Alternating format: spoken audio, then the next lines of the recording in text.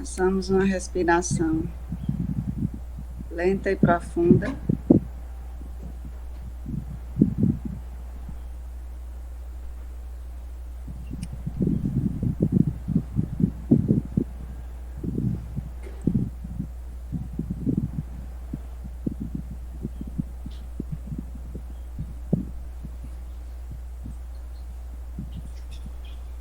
Podemos iniciar, Fátima. Ok.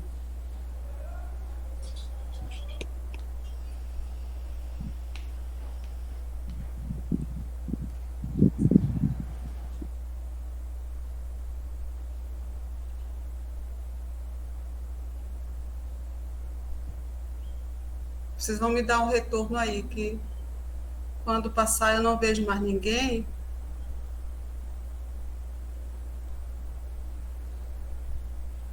Eu não sei se...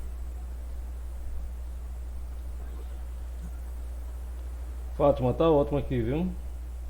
Tá aparecendo? Tá aparecendo a tela, já tá compartilhada aqui. Sonhos na visão ocultista por Helena Blavatsky Petrovna e Fátima Lavô.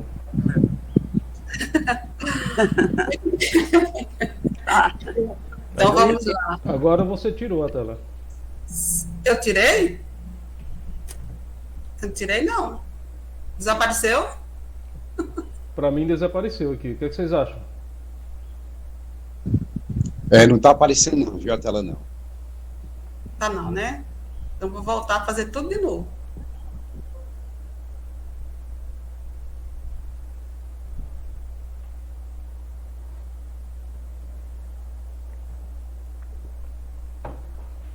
Por que fugiu, meu Deus? Vamos ver. Eu tenho que ir para o Meet de novo. Compartilhar a tela inteira. Ô, vó, Oi. eu sei fazer isso sozinha. Tá, mas eu não preciso não, tá? Pode ficar aí.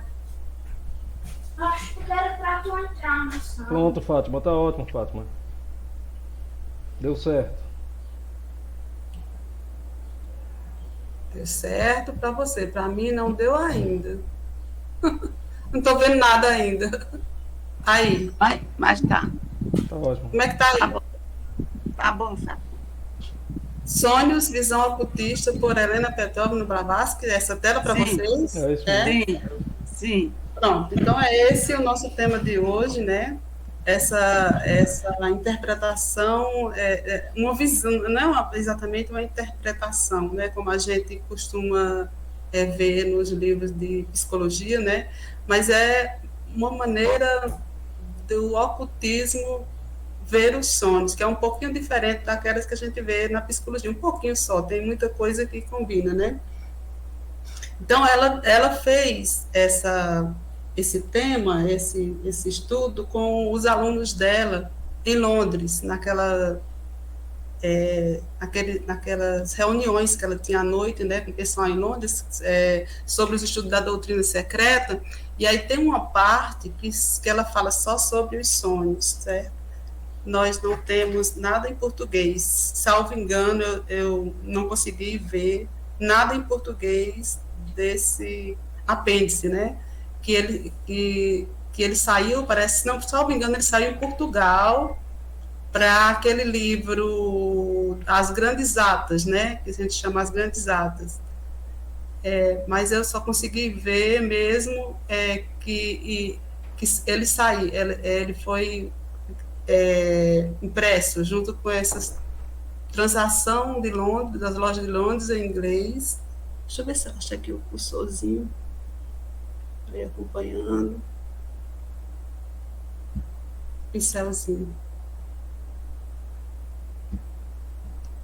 Aqui, esse Translations of the Blavatsky Lodge, né? As transações da loja de Blavatsky, os Collected Rights, está lá também. E eu encontrei na internet um PDF, Diálogos em La Logia Blavatsky, que é em espanhol. Esse aqui tem todas, completo, está completo. Parece que são 40 e poucas perguntas, mas é muito longo o texto, e a gente tem que... Eu fiz um resumo, eu Eu peguei a tradução de Carlos Cardoso Aveline. Lá na página dele está Diálogo sobre Sonhos, está muito boa a tradução dele, mas ele fez um resumo, e eu fiz um resumo do que ele fez. E esse estudo é com base nos comentários sobre a doutrina secreta. Como eu disse, é um apêndice, né, desse livro, mas não veio para nós. Assim, infelizmente, para a nossa língua, parece que não tem nada ainda que foi traduzido, né? Mas eu fiz com essa tradução de Aveline, eu acho que a gente vai ficar satisfeito em ver, apesar da dificuldade, né? Porque sempre a gente encontra dificuldade com a literatura de Blavatsky, de acompanhar o pensamento dela, né? Mas vai ser razoável. Vamos seguir. Ela começa falando de sonhos reais e sonhos comuns. Ela diz que o homem real está livre no sono, o homem verdadeiro, né? Como nós conhecemos na teosofia. Ele está revestido de sua essência mais elevada e vive em outros planos, em regiões que são o domínio do real. E essa região nós chamamos aqui de sonhos. Quer dizer, é uma realidade para o nosso ego, o nosso eu superior, e quando nós dormimos, a gente diz que para nós é um sonho, nesse nosso plano de ilusão, né? E ela diz também que o homem físico ele não pode estar consciente durante os sonhos, porque seu cérebro e sua personalidade estão até certo ponto paralisados. Então, ela já começa falando sobre os princípios que estão despertos no sono, os princípios ativos durante os sonhos comuns, que devem ser diferenciados dos sonhos reais e devem ser qualificados como visões aleatórias, são kama e manas inferior. Então, ela já divide aqui os sonhos em sonhos comuns, né, e sonhos reais. E ela diz que nos sonhos comuns, que não devem ser qualificados como sonhos reais, e sim como visões aleatórias, né? Os princípios ativos são kama e manas inferior. Kama manas, ou kama é o corpo de desejo e o corpo mental, né? E aqui eu trouxe uma figura dos princípios, dos 7 princípios. Nós temos aqui manas, está muito ruim para me enxergar, mas está aqui manas, né? O 5º princípio, que é manas. Então, ele se divide aqui na frente em manas superior, são 3 princípios, e em 4 planos, que é o manas inferior. Então, os princípios ativos nos sonhos são o manas superior, que é referente ao ego, e o manas inferior, que é referente à personalidade, ao homem comum, que ela diz que a gente não deve considerar como sonhos, quando é essa função que está ativa, né? E sim como ilusão. Ela vai dizer isso na frente. Qualquer coisa, vocês podem entrar. Eu não estou vendo vocês, fica muito ruim para mim.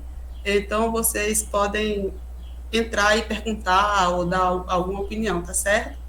Só assim eu fico sabendo que vocês estão me ouvindo. Então, kama, a sede do ego pessoal, kama é o corpo dos desejos, né? A sede do ego pessoal e do desejo desperta para uma atividade caótica devido às reminiscências sonolentas de manas inferior. Nos sonhos sensoriais, o manas inferior está adormecido. E então, a consciência animal, guiada por kama, se dirige para a luz astral. Em tais sonhos, a tendência é sempre de índole animal, porque quem funciona é o manas inferior, é a parte que nós temos em comum com o bruto, né? Então, a índole é sempre animal, é sempre o instinto que está dominando. O manas inferior é normalmente chamado de alma animal, o nefesh dos cabalistas hebreus. É o raio que emana do manas superior, ou ego permanente, e é aquele princípio que forma a mente humana. E nos animais forma um instinto, porque os animais também sonham. Então, aqui nós temos o manas superior, e nós temos o seu raio, né, a sua luz derivada, que é o manas inferior, que junto com o corpo do desejo forma o kama manas, que é o do que a gente está falando agora, né, do princípio que a gente está falando agora, que dirige os sonhos os sonhos que ela chama ilusórios, né? A ação combinada de kama e da alma animal, do corpo do desejo da alma animal, no entanto, é puramente mecânica. É um instinto, não a razão que está ativo neles. Durante o sono do corpo, esses dois princípios trocam mecanicamente impulsos elétricos com vários centros nervosos. O cérebro dificilmente recebe impressões dele e a memória os guarda naturalmente, sem ordem ou sequência.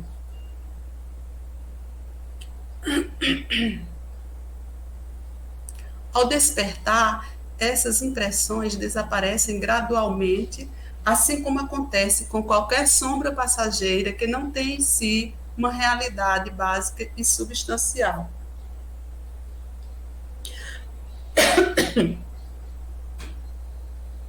A função retentiva do cérebro, no entanto, pode registrar e preservar essas impressões se elas forem impressas com força suficiente. O cérebro dorme, mas ele não está completamente paralisado, porque a circulação sanguínea apenas diminui, né, quando a gente está dormindo. Então, ele está ali, ele está vivo, ele está apenas adormecido. É tanto que qualquer barulhozinho extra que tiver, né, ele já desperta, né? Então, ele pode reter ainda essas imagens, apesar de que elas são muito, muito caóticas, né, e não são enviadas pelo eu superior, mas ele aqui e acolá pode reter ainda um pouco dessas imagens, desses sonhos que não são os verdadeiros sonhos, né? Mas, em geral, a nossa memória registra apenas as impressões passageiras e distorcidas que o cérebro recebe no momento de despertar. Esse aspecto dos sonhos, no entanto, tem sido suficientemente observado e é descrito de modo bastante correto em obras modernas de fisiologia e biologia, já que esses sonhos humanos não diferem muito dos sonhos dos animais. O que é inteiramente terra incógnita para a ciência são os sonhos reais e as experiências do ego superior, que também são chamadas de sonhos, mas não deveriam ser qualificados assim. Ou então, o termo usado para as outras visões durante o sono deveria ser mudado.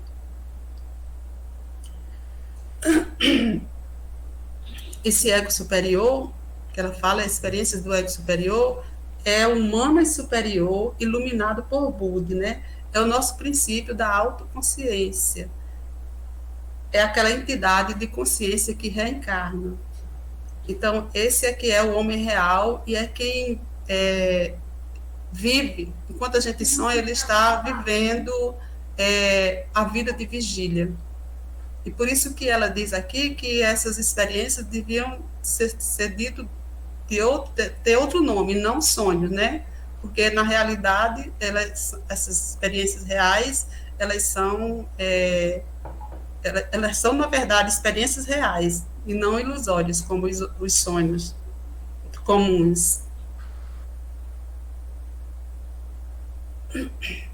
A natureza e as funções dos sonhos verdadeiros não podem ser compreendidas a menos que admitamos a existência de um ego imortal no homem mortal, independente do corpo físico. Porque o assunto se torna completamente incompreensível se acreditarmos um fato verdadeiro, que durante o sono permanece apenas uma forma animada de barro, cujos poderes estão completamente paralisados. Mas se admitirmos a existência de um ego mais elevado ou permanente em nós, um ego que não deve ser confundido com o que nós chamamos de eu superior, não deve ser confundido com o nosso espírito puro, né, que é Atma. Poderemos compreender que aquelas experiências que frequentemente consideramos como sonhos e que são geralmente vistas como fantasias aleatórias, são, na verdade, páginas avulsas arrancadas da vida e das experiências do homem interno, cuja pálida lembrança, no momento do despertar, se torna mais ou menos distorcida pela nossa memória física. Então, a pessoa comum, ela sonha coisas sem sentido.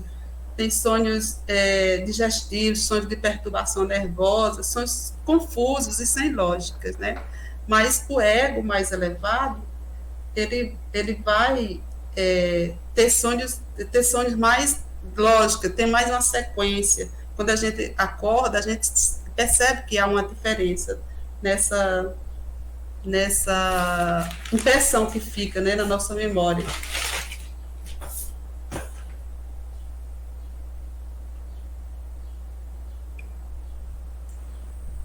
Sonhos reais e sonhos comuns ainda. Essa lembrança capta algumas impressões de pensamentos, dos fatos e dos atos realizados pelo homem interno durante as suas horas de completa liberdade. Miguel. Porque o nosso ego tem sua própria vida, independente da vida que há dentro de sua prisão de barro. Nós poderíamos comparar corretamente o verdadeiro ego a um prisioneiro e a personalidade física ao carcereiro da prisão. Se o carcereiro adormece, o prisioneiro escapa. O cérebro em dormência registra apenas algumas cenas ocasionais do ego imortal. É esse ego que é o ator, o homem real, o verdadeiro eu humano. Mas o homem físico não pode sentir nem estar consciente durante os sonhos, porque a personalidade, o homem externo, com seu cérebro e aparelho pensante, está paralisado de modo mais ou menos completo.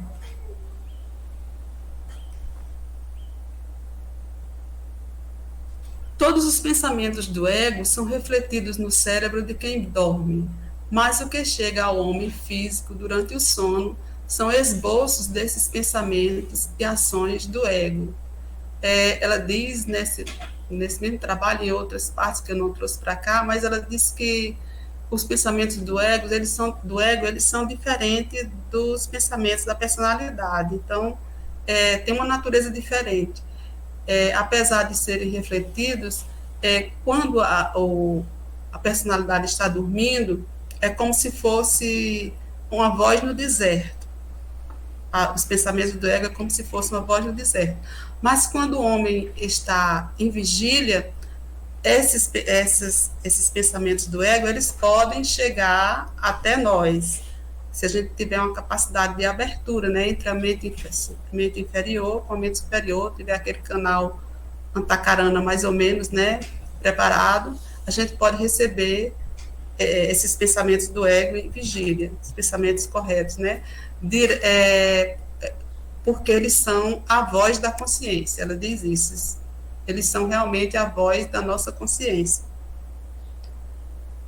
Então, o homem pensa, então, o que chega ao homem físico durante o sono, esses pensamentos, né, são esboços e ações do ego.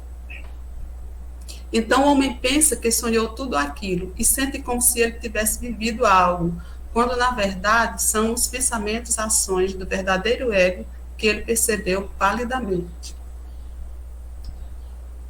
À medida que fica completamente desperto, suas lembranças se tornam distorcidas e se misturam com as imagens projetadas do seu cérebro físico. O próprio ego superior, Manas superior, né, fica mais ou menos adormecido durante o período em que o homem físico está desperto, porque ele fica preso, né, pelos liames da matéria, né? A matéria está ativa, então o Manas ele tem um limite de ação. São as impressões projetadas no homem físico por esse ego que constitui o que nós chamamos de consciência. E na medida em que a personalidade, a alma inferior, ou manas inferior, se unifica com sua consciência ou ego superior, a ação deste último sobre a vida do homem mortal se torna mais nítida.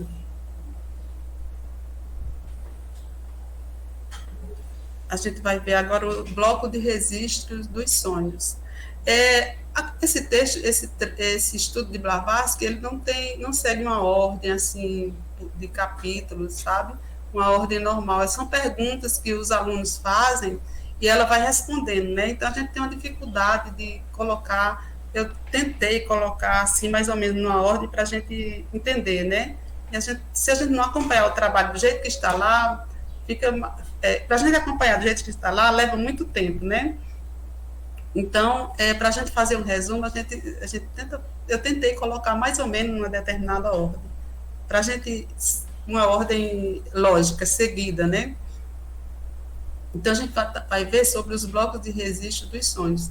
Ela diz que os sonhos do ego, assim como os atos do homem físico, eles todos são registrados, já que ambas são ações baseadas em causas e produzem resultados. Ela vai falar aqui de karma, né? Então, a luz astral é o bloco de memória do homem animal. Então, tudo que nós fazemos, né, toda ação que o homem físico faz, ela fica registrada na luz astral. E o Akasha é o bloco de memória do ego espiritual. Então, já as ações do ego, elas são registradas no Akasha. O Akasha e a luz astral é uma coisa só. Pode dizer que a luz astral superior, o Akasha, e a luz astral inferior, essa luz astral que chega até a Terra, né? O Akasha lá nos planos divinos, ele tem 3 planos, e depois tem mais 4 planos, que é a luz astral, ou também chamado de éter. Oi? Oi? Alguém está falando? Oi? Alguém pode me dar o retorno? Alguém está falando? Não está não, dona Fátima. Eu só abri o microfone porque eu achei interessante, viu? Eu sempre achei que o Akasha era o arquivo. Tá entendendo? Era como se fosse um arquivo, não é isso? O Akasha é o arquivo da memória da memória da humanidade. Tudo que foi, que é e que será está registrado ali no Akasha. Todos os arquétipos, né, estão lá. Então, ele tem essa parte superior, que é a parte divina, né? E aí tem a parte inferior, que é a luz astral, que chega até nós. Certo? Certo. É isso mesmo.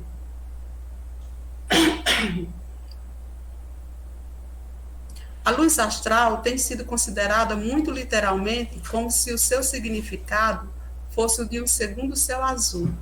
Esse espaço imaginário, no entanto, no qual são impressas as incontáveis imagens de tudo que já existiu, tudo que existe e tudo que existirá, é apenas uma realidade muito triste.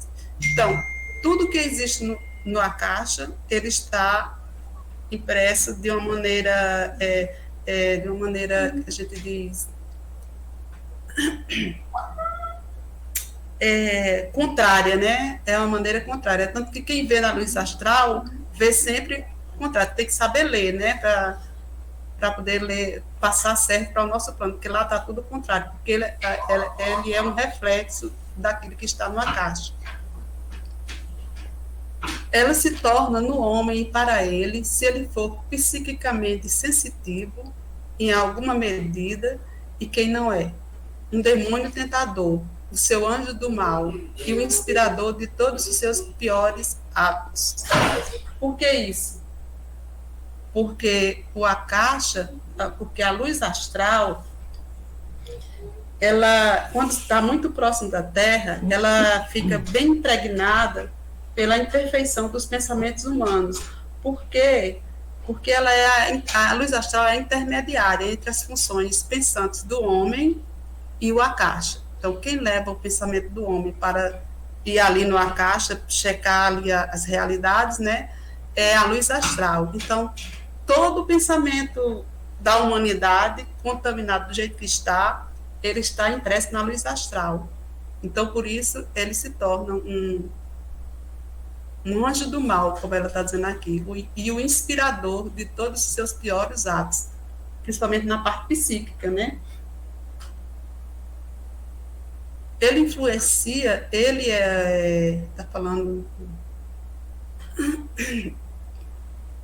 do espaço, né? Do espaço referente à luz astral. Ele influencia até a vontade do homem que dorme, através das visões registradas no seu cérebro adormecido. Visões que não devem ser confundidas com sonhos. E esses germes produzem seus frutos quando ela acorda. Quando ele acorda.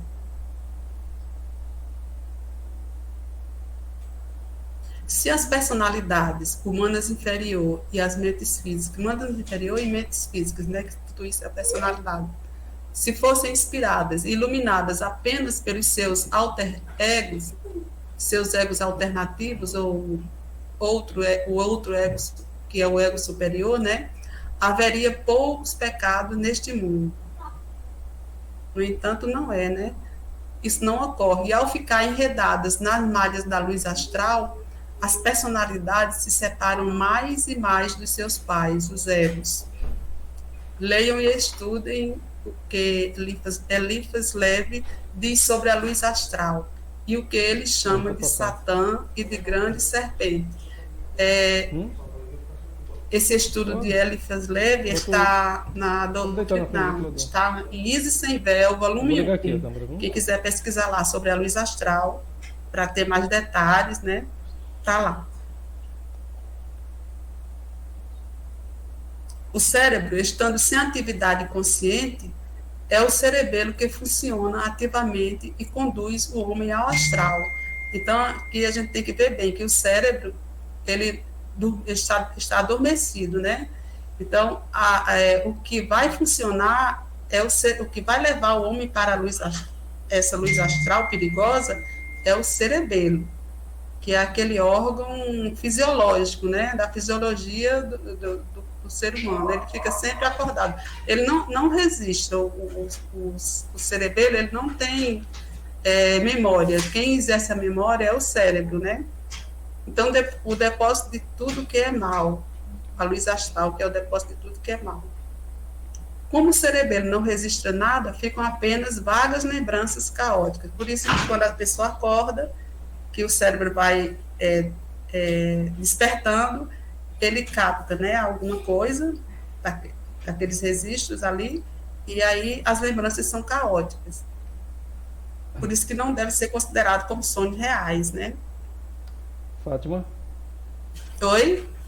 Não, eu queria só comentar uma frase do slide anterior sobre os comentários de Eliphas Levi sobre a luz astral. Ele diz que é nesse plano em que nos encontramos com o guardião do umbral, que na verdade não é nenhum inimigo extrafísico ou extraespiritual. São os próprios pensamentos do homem que se potencializam por causa de toda a maldade da humanidade. Então isso praticamente se materializa num ser simplesmente horrível, né? Que muitos chamam de demônio, que muitos chamam de Satã, de adversário, de Lúcifer no sentido pejorativo, de Satanás e tudo. Mas ele diz que essa figura do guardião do umbral é uma figura que todos nós encontramos depois da iniciação e que realmente vai à prova de tudo. Inclusive ele fala sobre a tentação de Jesus no deserto, nada mais foi do que isso, guardião do umbral. Porque a pessoa de frente com suas próprias, né? Exatamente. Suas próprias maldades, né? Mas provocadas porque se deixa levar por essa luz. Eu lembro que próprias sombras. Como é? Seria pelas próprias sombras, né? Sim. Eu lembro que lá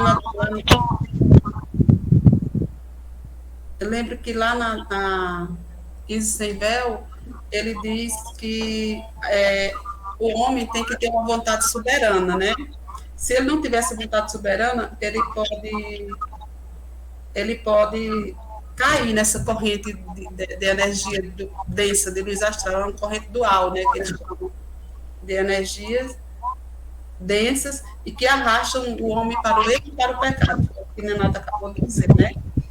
E separando cada vez mais o ego pessoal do ego divino. Fátima, esse ego divino com E maiúsculo, né? Você Sim. está perguntando. É o ego, o nosso ego superior, né? O ser real, aquilo que realmente nós somos, aquela entidade que reencarna. O Espiritismo diz que os maiores obsessores somos nós mesmos. Nós é que nos obsediamos, né? Pois é, interessante, né? A mesma doutrina, né? Mesma coisa, né? É. Caminho. Muito bem. Vamos seguir? Como os sonhos verdadeiros são, na realidade, as ações do ego durante o sono físico, eles são naturalmente registrados em seu próprio plano e produzem os seus efeitos apropriados nesse plano. O homem interior, no entanto, o verdadeiro ego, atua independentemente durante o sono do corpo, mas é duvidoso que qualquer um de nós, a menos que conheça profundamente a fisiologia do ocultismo, possa compreender a natureza de sua ação. Então, vamos ver o papel da vontade nos sonhos. A vontade do homem externo está adormecida durante os sonhos, mas uma certa inclinação pode ser dada à vontade adormecida durante a sua inatividade. Este é um dos ardis da magia negra, e quando usado para propósitos bons, faz parte do treinamento de um ocultista. Ela deixou claro aqui, né, que mesmo o homem dormindo, ele pode responder a uma influência de um ser mais desenvolvido, né? Mesmo dormindo. A pessoa precisa estar muito avançada no caminho para ter uma vontade que pode atuar conscientemente durante seu sono físico. E aqui ela já disse que precisa crescer, né? Para controlar a nossa vontade também durante o sono, para que outros não controlem. Um mago negro não controle uma pessoa ainda, né? Uma pessoa má, sei lá. Se for uma pessoa boa, ainda bem, né? Se for um adepto, tá tudo bem. Essa câmera é boa, eu liguei ela Então, aqui, depois tudo para ter uma vontade que pode atuar conscientemente durante o sono físico, a pessoa tem que estar muito avançada no caminho. Ou para influenciar a vontade de outra pessoa durante o sono dela, isto é, para controlar os sonhos do outro, e assim controlar suas ações quando desperta.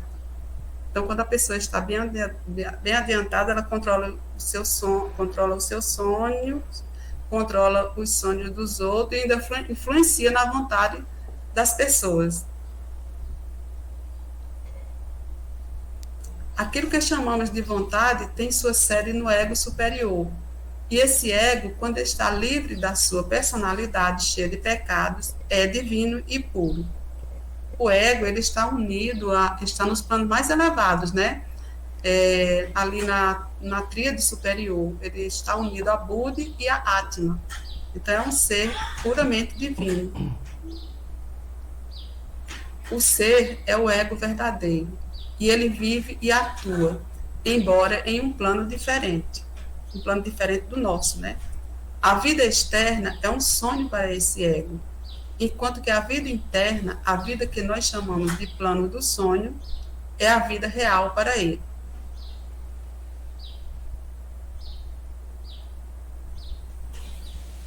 Processo do sono e do sonho.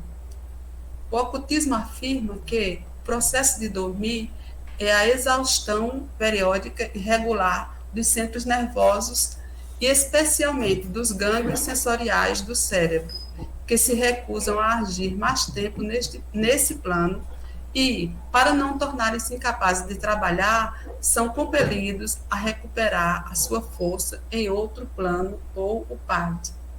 Quer dizer,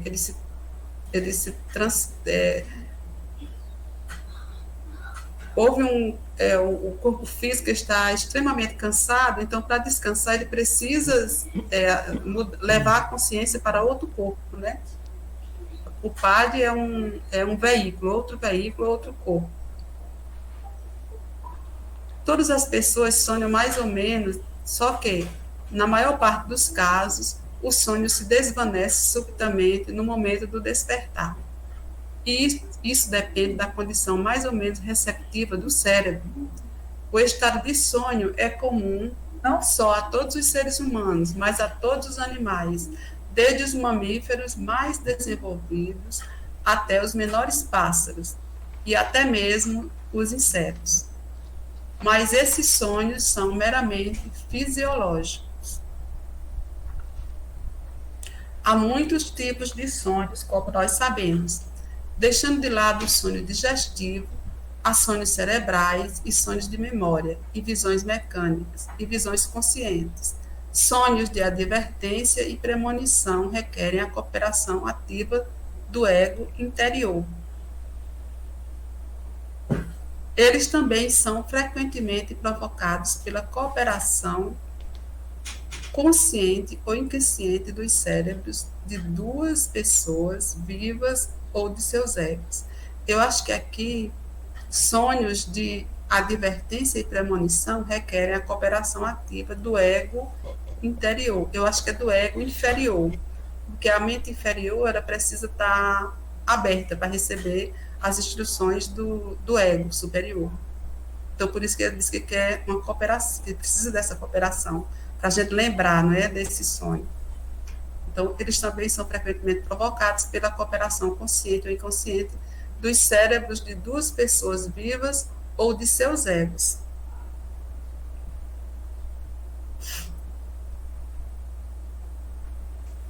As pessoas que têm sonhos verdadeiramente proféticos estão mais sintonizadas com o seu ego superior que a média das pessoas. As pessoas que têm sonhos proféticos, elas são, como é que a gente diz?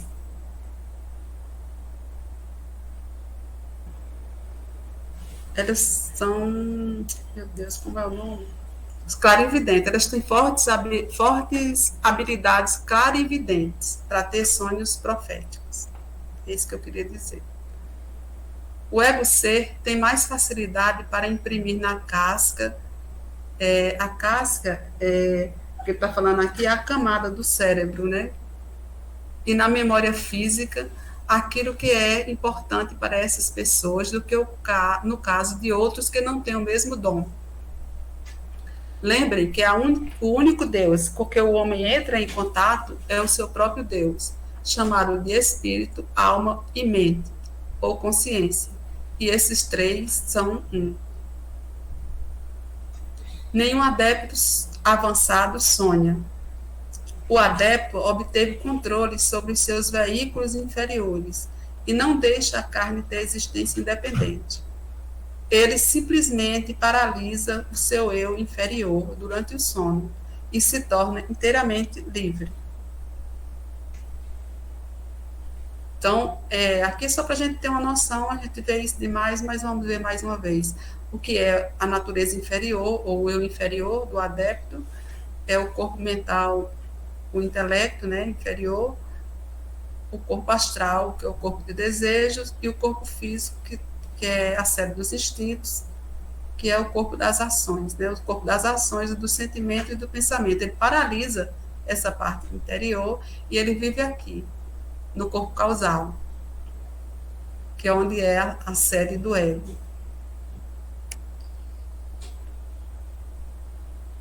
Fátima, Oi. eu só queria Pode lembrar um personagem iniciado em relação aos sonhos, que é José do Egito, né? Sim. Ele realmente vivia em sintonia com o eu superior, tanto que quando ele está na prisão, o padeiro do rei e o copeiro são presos, e eles sonham durante a noite que vão dar uma festa para o faraó, para o rei. O padeiro leva um balaio de pães, enquanto que o copeiro leva tipo uma bacia, enfim, um banquete de carnes e tudo, e ele disse, não, vocês dois vão morrer hoje ainda. Então, assim, Uma das características de discernimento dos sonhos é que a visão do ego inferior ela é sempre egoísta. Ela está sempre vendo benesses, está sempre vendo mudanças para melhor na sua vida, ou mesmo para pior, mas é sempre algo muito restrito ao ego. Enquanto que uma visão superior dos sonhos, ela é altruísta, ela vê a humanidade como um todo, né? Exatamente. Perfeito. Gostei demais de lembrar de José do Egito, encaixou perfeitamente aí. Então, o que é que sonha? Perguntaram para Blavatsky. Aí ela diz, geralmente é o cérebro físico do ego pessoal, a sede da memória. Ele irradia e lança fagulhas como as brasas de uma fogueira que se extingue. Mas ela diz também que é muito difícil dizer o que é que sonha, porque vai depender do princípio que está ativo naquele momento durante o sonho. Se é o princípio superior ou se é um princípio referente à mente superior, né? Referente a Kamamanas, ou se é referente ao parte causal, que é onde o ego está, né?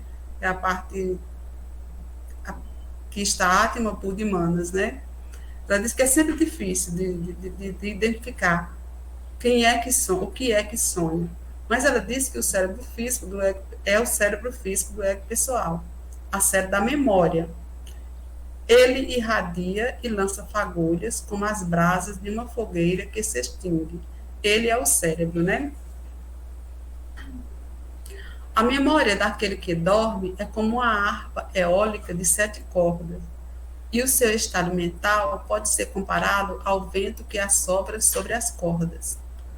A corda correspondente da harpa responderá a um dos 7 estados de atividade mental, aquele estado em que a mente de quem dorme estava antes de adormecer. Por isso que é importante, né, a gente sempre estar com a mente tranquila e calma antes de dormir, né? Então, se for uma brisa calma, a harpa será pouco afetada. Se for um furacão, as vibrações serão proporcionalmente fortes. Se o ego pessoal, a personalidade, né, estiver em contato com os seus princípios mais elevados e os véus dos planos mais elevados forem postos de lado, tudo ficará bem. Se, ao contrário, o ego pessoal for de uma natureza materialista, animal, provavelmente não haverá sonhos. Se a memória, por acaso, captar o sopro de um vento de um plano superior, vendo que ele será impresso através dos gânglios sensórios do cerebelo e não pela ação direta do ego espiritual no cérebro, né? Ele receberá imagens e sons tão distorcidos e desarmoniosos que até mesmo uma visão devacânica parecerá um pesadelo ou uma caricatura grotesca.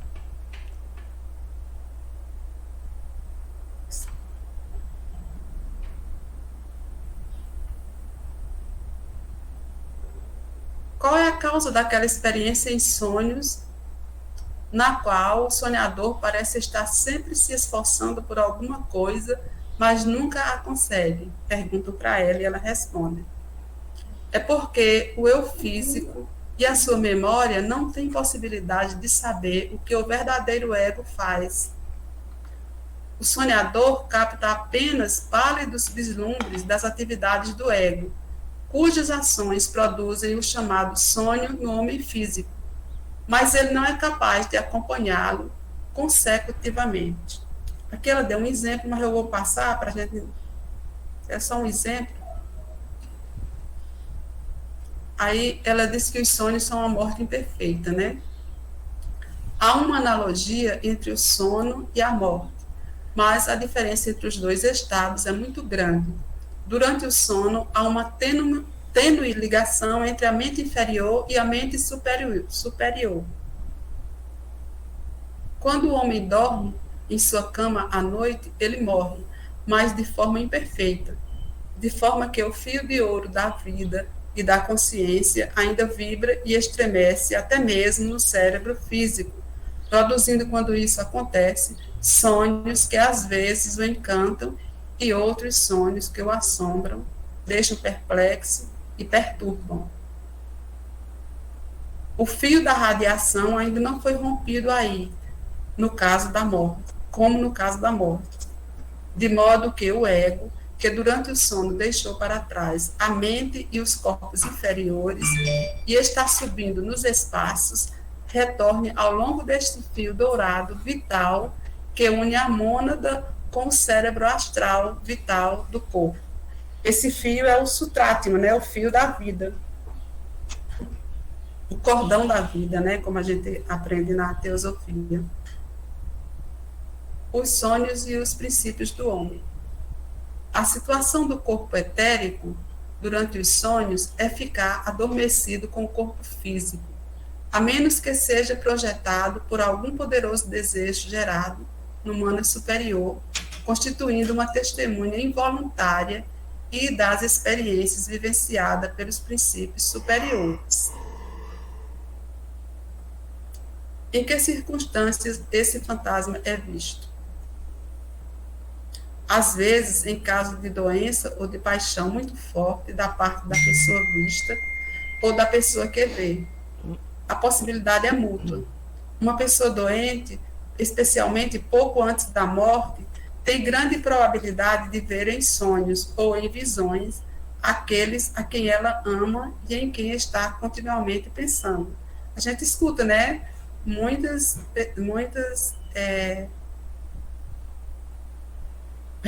relatos, né, sobre isso. Isso também ocorre a uma pessoa acordada que pense intensamente em uma pessoa adormecida naquele momento. Então, ela falou aqui do corpo etérico, né, do nosso duplo etérico, é o corpo, nosso corpo vital. Um mago pode evocar essa entidade adormecida e dialogar com ela? Pergunta. Ela diz, em magia negra, não é algo raro evocar o espírito de uma pessoa que dorme. O feiticeiro pode, então, saber da aparição qualquer segredo que ele queira, e o indivíduo adormecido continua sem saber o que está ocorrendo. Em tais circunstâncias, o que aparece é o Mayave Rupa, mas sempre há um perigo de que a memória do homem vivo preserve as lembranças da evocação e lembre dela como um sonho vívido. O Mayave Rupa é aquele corpo ilusório que é produzido pelo poder e a vontade da mente, né? Por Kriya Shakti, né? Como a gente sabe, de um adepto ou de um bruxo. Então, é um corpo que é feito de matéria astral e mental, e ele é um veículo de consciência. Então, através da evocação desse corpo, o feiticeiro pode saber tudo de uma pessoa. Não através do corpo etérico, né, dos princípios, porque os princípios eles não vão dar informação, eles não falam nenhum princípio, mas esse Mayave Rupa, ele, como é um veículo de consciência, ele passa todas as informações que a pessoa quer tirar de uma pessoa que está dormindo. Isso é o que ela diz, né? Por outro lado, o duplo, o Linga Sharira, esse duplo aqui é o corpo, o Linga Sharira é o corpo astral. Ele pode ser evocado, se isso não ocorrer a uma grande distância. Mas o Linga Sharira não pode falar nem dar informações, e sempre há a possibilidade de que o indivíduo adormecido morra devido a essa separação forçada. Muitas mortes súbitas durante o sono têm ocorrido assim, e o mundo não fica mais sábio por causa disso.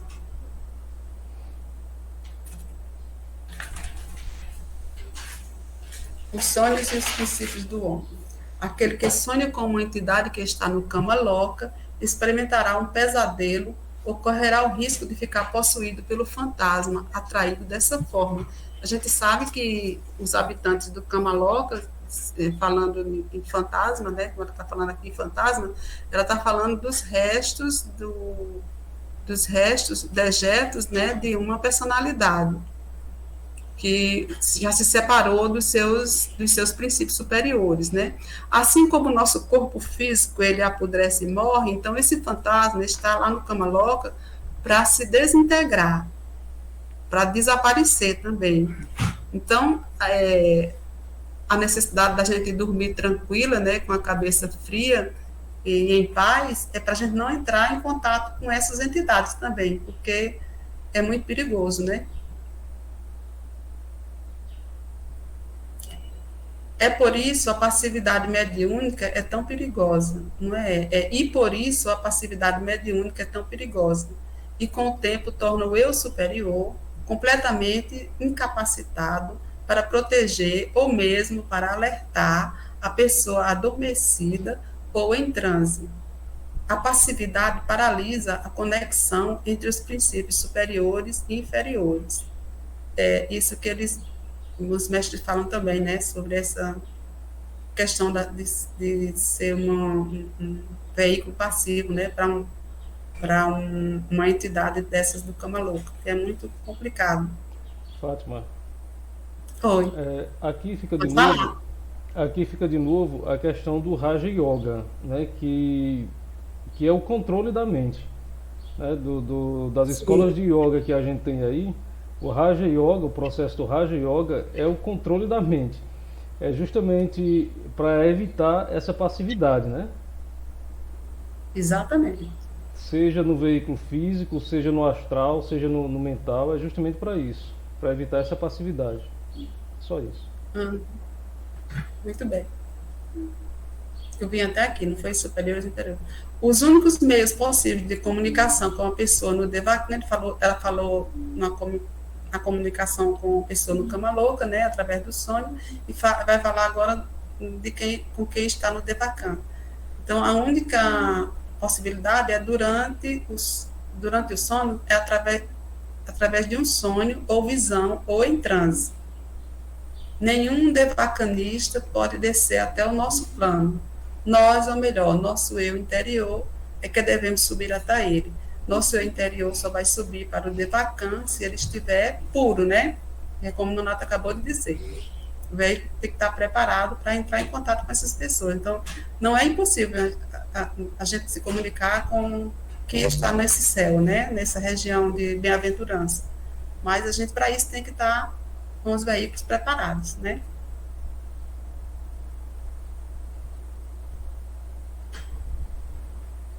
A causa dos pesadelos é simplesmente fisiológica. Um pesadelo surge de uma opressão e dificuldade de respirar. E essa dificuldade sempre guiará um tal sentimento de opressão que produzirá uma sensação de calamidade iminente. Nos sonhos, Leadbeater tem um livro sobre sonhos também. E ele fala dessa capacidade de dramatização, né, do ego. Às vezes a gente sonha, às vezes um insetozinho pica a gente e a gente acorda achando que foi uma picada muito grande de uma injeção, né? Tem essa capacidade de duplicar as sensações. No caso de pessoas com doenças graves, os sonhos se tornam agradáveis porque o doente fica cada dia mais afastado do seu corpo material e mais clarividente na mesma medida. Quanto menos o peso material, mais conexão a gente tem, né, com os planos superiores. Eu lembro que quando mamãe estava doente, ela sonhava muito sonho bom. Chegava lá e ela dizia: minha filha, eu passei a noite viajando, tão bom, comendo. Ela estava sem comer, né? Ela dizia: eu comi tudo de bom durante a noite, não estou sentindo falta de jeito nenhum de comida. Eu me lembrei disso quando eu vi esse trecho aqui. Então, na medida que a morte se aproxima, o corpo se desgasta e deixa de ser um impedimento ou uma barreira entre o cérebro do homem físico e o seu eu superior. É cultivando o poder do que é chamado sonhar que a clarividência é desenvolvida. Quer dizer, que o sonho, ele aperfeiçoa, né, nossos veículos superiores. Há quaisquer meios de interpretar os sonhos simbólicos? Perguntam para ela. Ela diz que não há nenhum meio, exceto a função clarividente e a intuição do intérprete. Cada ego sonhador é diferente de todos os outros, como são diferentes os nossos corpos físicos. Se tudo no universo tem 7 chaves para o seu simbolismo no plano físico, quantas chaves não pode haver nos planos mais elevados? Aí pediram para ela algum meio, perguntaram se há algum meio pelo qual se possa classificar os sonhos. Aí ela disse que nós podemos dividir grosseiramente os sonhos também em 7 tipos e subdividir esses tipos por sua vez. Assim, nós teríamos a seguinte classificação. Os sonhos proféticos, esses sonhos são impressos em nossa memória pelo eu superior e são geralmente claros e diretos. Ou uma voz é ouvida, ou o acontecimento futuro é visto. Os sonhos alegóricos são pálidos vislumbres de realidades captadas pelo cérebro e distorcidas pela nossa fantasia. Esses sonhos são, em geral, apenas parcialmente verdadeiros. Sonhos mandados por adeptos, bons ou maus, ou por mesmerizadores, são hipnotizadores, né? Ou pelos pensamentos de mentes muito poderosas que desejam fazer com que obedeçamos à sua vontade. Olha o perigo, né? A gente tem que se policiar muito nesse mundo espiritual. Sonhos retrospectivos. Sonhos com acontecimentos que pertencem a encarnações anteriores. Sonhos de advertência para outros que são incapazes de receber eles próprios as impressões. Aqueles que não podem receber são muito materializados, né? Existem sonhos de advertência, são por outras pessoas, né? Que avisam para aquelas pessoas, né? Sonhos confusos, cujas causas já foram discutidas acima. São aquelas lembranças captadas, né, pelo cérebro e distorcidas por nossa memória. E o 7º são os sonhos que são meras fantasias e imagens caóticas devido ao processo digestivo, alguma preocupação mental ou alguma outra causa externa semelhante. É assim que eu termino este estudo de hoje. Muito grata por terem me escutado e eu estou aberta para conversar com vocês, se houver tempo. Excelente, Fátima. Eu só queria acrescentar um pouquinho que esse grupo de Londres, ele foi, apesar do seu curto espaço de vida, ele foi muito produtivo, né, para a teosofia. Inclusive as melhores obras de Blavatsky foram escritas depois desse grupo. Foi justamente no grupo de Londres que foi criado o chamado Inner Grupo, que era... O Inner Grupo era um grupo de pessoas que eles reivindicaram o ensinamento direto dos Mahatmas. E ela dizia, olha, vocês não estão prontos.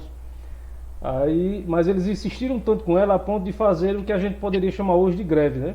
Até que ela levou essa mensagem aos Mahatmas, e os Mahatmas aceitaram. Olha, a gente aceita ter um grupo para fazer essa experiência, só que assim, vão se dar mal. Eles avisaram isso, e realmente, depois que os Mahatmas começaram a dar ensinamentos diretos para esse chamado Inner Grupo, teve pessoas que enlouqueceram, teve outras que voltaram atrás na sua vida anterior, se tornaram assassinos, outros se tornaram pervertidos. Então, assim, a influência dos Mahatmas ela é muito pura para pegar qualquer pessoa despreparadamente para receber ensinamentos dele. Mas essa escola de Blavatsky em Londres, ela foi muito produtiva em termos de escritos, em termos de ensinamento. Muito mais do que a de Adyar, até. Foi. Tem muita coisa, acho que foi... Não chegou a 2 anos, né, Nonato? Essa escola lá não chegou a 2 anos, porque ela morreu logo, mas tem muita coisa impressa, editada dessa escola. Muita coisa boa. De Londres, o ensinamento direto dela, né? Exatamente, ela ministrava diretamente os ensinamentos, né? Se bem que era um grupo igual o nosso, né? Onde as pessoas se reuniam igual o Getty, e outras pessoas também ministravam outros ensinamentos e tudo, e ela não tinha muita paciência de assistir os ensinamentos dos outros. só para variar. Mas era um grupo que funcionava igual o nosso. Mas era um grupo de intelectuais, né? Eram Exatamente. pessoas bem Mas- intelectualizadas. Mas o intelectual perto de Blavatsky Mas ela conseguia responder bem a todos eles e colocava ele no bolso. Exatamente, exatamente. A gente vê ali naquele livro das grandes atas, né? Eu adquiri esse livro. Infelizmente não tem. Ele saiu, como eu disse no começo, com essa apêndice dos sonhos. Mas só saiu fora. Aqui no Brasil, não sei por que eles não editaram junto. E aí a gente fica com essa dificuldade. O mais próximo que eu achei foi espanhol, mas mesmo assim a gente vai pesquisar em espanhol é ruim, né? E eu não tenho o domínio da língua, né? Aí fica difícil. Só alguma dúvida que eu tinha, eu ia lá e via, pegava junto com o de Avelino. O de Avelino é um resumo pequeno. Mas é muita coisa. O site dele vale a pena ser frequentado assim, a nível de pesquisa sobre teosofia, né? Porque é muito completo. Embora tenha a opinião dele, né? É bom que a gente visite mais de um site. Mas o dele tem muita coisa, vale a pena. Né? Como é o nome do site? É só botar filosofia esotérica. Tem vários. Ah. Tem vários. Mas tem filosofia esotérica, tem um de Blavatsky, tem a Amazônia Teosófica, que também é dele. Ele tem vários. Marlon, aqui é lá está postando no grupo, né, Marlon? Da filosofia esotérica. Aqueles artigos É de isso lá. mesmo. É isso mesmo. Eu gosto muito dos textos dele. Né? Pois pronto, pessoal, era isso. Então a gente Ninguém pode... quer comentar mais nada sobre sonhos? Eu ia dizer que eu não sonho com nada, né? Mas aí saiu as pessoas que não sonham com nada, né? Raramente eu tenho um sonho. Você estava na categoria, Marlon? Precisando trabalhar seu eu superior. Eu queria só salientar bem rapidinho de novo, Fátima, é aquele assunto sobre a luz astral e o guardião do umbral. Aliás, para ilustrar, eu vou até citar um filme da década de 80 com um ator muito bom, que é o William Dafoe. Para mim foi a melhor interpretação que ele fez, que foi naquele filme A Última Tentação de Cristo. Muita gente que assistiu aquele filme não entendeu nada. Achou que a última tentação dele fosse Madalena. Fosse Madalena, né? Isso passou longe, exatamente. Isso passou longe da... Porque o filme inteiro é esotérico. Não tinha como o cara estar pendurado na cruz para estar pensando em Madalena. A grande tentação do Cristo naquela hora, que ele teve de frente com o guardião do umbral de novo, eu não sei se vocês já leram as 3 tentações de um deserto, lá no Evangelho de Mateus, que o diabo se despede dele, dizendo que vai encontrá-lo depois, ainda tem um último encontro. Não são 3 tentações, são 4. E exatamente o filme retrata que esse último encontro deve ter sido na cruz, né? Porque tem algumas palavras que ele fala ali como Senhor, por que me abandonaste? Quando na verdade ele está rezando um salmo, né? E, enfim. Mas essa última tentação dele ali, de frente para o guardião do umbral, é a tentação do que Blavatsky chama de Tânia, que é a vontade de viver. E o filme retrata isso muito bem, porque passa ele com Madalena e tudo, mas passa muito mais do que relações sexuais ali. Passa ele tendo uma família, passa ele trabalhando, passa ele tendo as alegrias e tristezas de uma vida com os amigos que se decepcionam com ele, mas em toda aquela vida cotidiana e tudo. Então, Blavatsky coloca muito isso, né? Ela fala muito em Tânia, principalmente na escola de Londres, que esse é o grande pulo do gato do iniciado, né? É matar essa vontade de viver. Inclusive ela diz isso também lá no livro A Voz do Silêncio, se não me falha a memória. Ela fala em Tânia, que é matar a vontade de viver. Né? Então esse foi o último encontro do... Desejo, matar o desejo de viver, né? Matar o desejo de viver, exatamente, que ela traduz por Tânia, né? Que é esse desejo de vida, né? Não é por alguma coisa especial, nem é por dinheiro, nem é por amor, mas simplesmente o desejo de estar vivo. Né? De estar aqui. De estar aqui. De estar aqui, exatamente. Era só isso. É Tânia, é? Tânia, Tânia. T-A-N-H-A. T-A-N-H, A Tânia. Tânia. Tânia é o mesmo processo que os Mahatmas falam ali Miguel, tá me atrapalhando. Fica aí. Quando eles falam a respeito do médium, né? Quando que eles não são a favor da mediunidade, né? Para receber essas entidades que estão ali no Cama Louca, porque essas entidades que estão ali, que elas procuram o médium, elas exatamente têm esse grande desejo de viver. Elas não têm mais sensações, mas não têm mais os sentidos físicos, mas elas vão procurar gastar esse desejo de viver através dos sentidos físicos do médium, através da magnetização daqueles dois corpos astrais, né? Então, isso é totalmente, se eles estão lá para se desintegrar, para matar o desejo de viver, para desintegrar aquele corpo astral, né? Então, é totalmente contra, né, a natureza. Por isso que eles criam mais karmas, que ali não é a região de que se criar mais karma, é só de efeito, né? Eles vão criar karmas para a nova personalidade do ego, a futura, né, personalidade do ego. Foi bem lembrado essa questão do... E as pessoas que têm esse desejo grande de viver, elas, na hora da morte, elas aparecem, né, também. O seu corpo tem o poder de aparecer, como a gente viu aqui, né, tem o poder de aparecer o corpo etéreo, né? Foi bem lembrado. As pessoas têm grande desejo de viver, eles têm, o corpo etéreo aparece. Às vezes, dá até alguma informação, não sei. A gente vê muitas pessoas dizer que se encontraram, que viram uma pessoa morta, não sei, sonharam com alguém morto, né? Ninguém sabe até que ponto isso é... Mas esse fenômeno, Fátima, pode falar, Marvin. Não, é que o que eu ia falar era uma coisa meio fora a parte. Vocês já estão falando aí, pode completar. Agora, só essa questão da aproximação da morte, que o mundo astral vai se abrindo aos poucos, né? É como se o véu fosse se partindo. A gente está habituado a ver esse tipo de coisa com as pessoas que estão ao redor da gente, mas isso também acontece na vida de grandes místicos, né? Como São Francisco de Assis, cujo corpo era tão frágil que realmente ele podia levitar. Na vida de Milarepa, ele via diversos demônios, ele via diversos espíritos, de olhos abertos, em estado de vigília, né?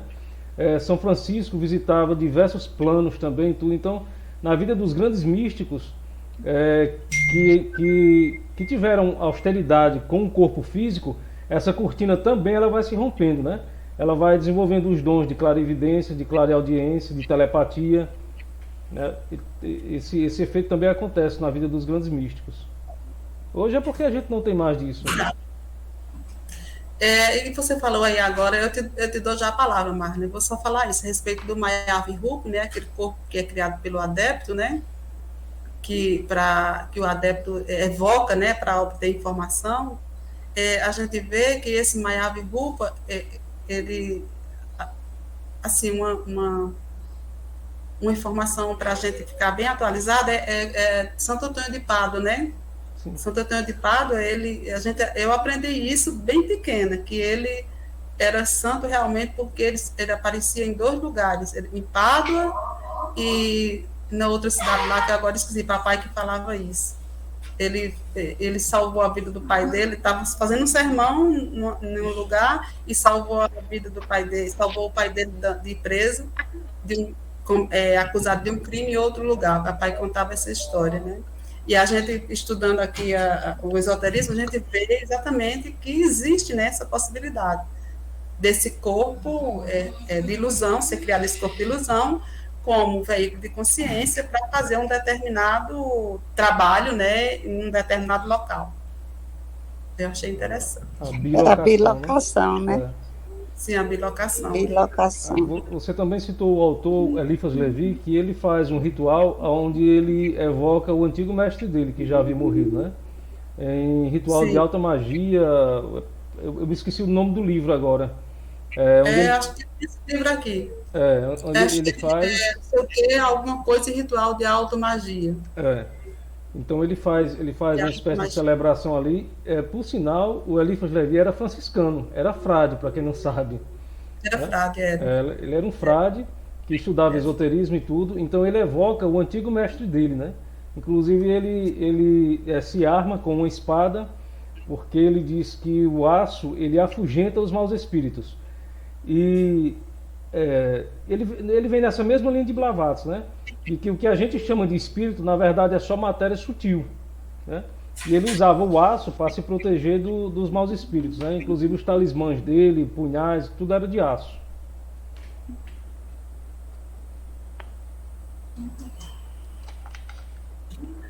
Marvin? É só uma coisa um pouco fora a parte, né? É que da outra vez lá a gente estava lendo o Chá para Teosofia, e daí tem aquela parte que a Blavatsky ela fala que o eu interior ele só se manifesta através da inatividade do corpo, né? Sim. Daí, esses dias eu estava terminando de ler um livro que eu acho que é bem conhecido até, né? Que se chama Cabana. Né? Paul E Young, daí, como no lado setor. Oi? é do Young, né? Paul Young. Aham, William Young. William Young. Muito bom livro. Daí o que acontece? Ele tem um contato com o divino, né? Acontece o estupro lá da filha dele, estupro não, perdão, o sequestro da filha dele. E daí ele tem contato, ele recebe uma carta para visitar e tal. E daí no final, né? Ele tem toda uma visão divina e no final ele percebe que era só um sonho. Ele tinha sofrido um acidente e no final ele viu que era um sonho, que ele estava no hospital, basicamente coma, né? Daí, só que ele teve toda uma visão, encontrou Jesus, ele encontrou o Espírito Santo. Daí, só remetendo a esse tema, né, dos sonhos, que na Bíblia a gente também tem alguns personagens, não vários, né? Jacó, ele teve o sonho, né, da escada dos anjos descendo e subindo. E José, que nem Nonato falou, ele podia meio que decifrar o sonho dos prisioneiros, né, naquela passagem que ele vai pro Egito. Mas, assim, eu não tinha noção de que a teosofia ela entrava na questão dos sonhos, né? Porque pra mim eu achava que isso é uma coisa mais científica. Mas aí a teosofia ela tá mostrando que ela abrange realmente tudo.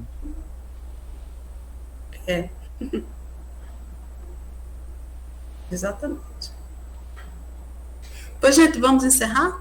Vamos lá. Nós já estamos com mais de 1 hora, não caiu, né? Eu tô me admirando. Foi ótimo hoje, viu, Fátima? Gratidão. Miguel, calma. Eu vou encerrar. Muito bom. Depois, Miguel, eu vou fazer uma meditação, por favor, viu? Vamos encerrar, né? Vamos fechar os olhos, vamos respirar o mais profundamente possível.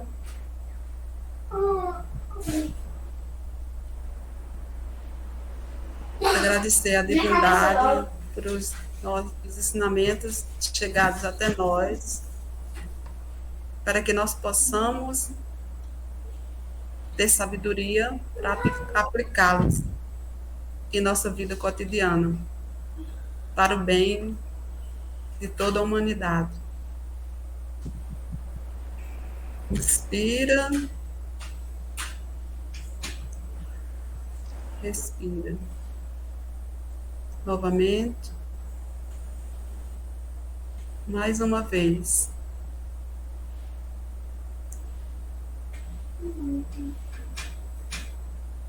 Vamos voltar. Gratidão a todos.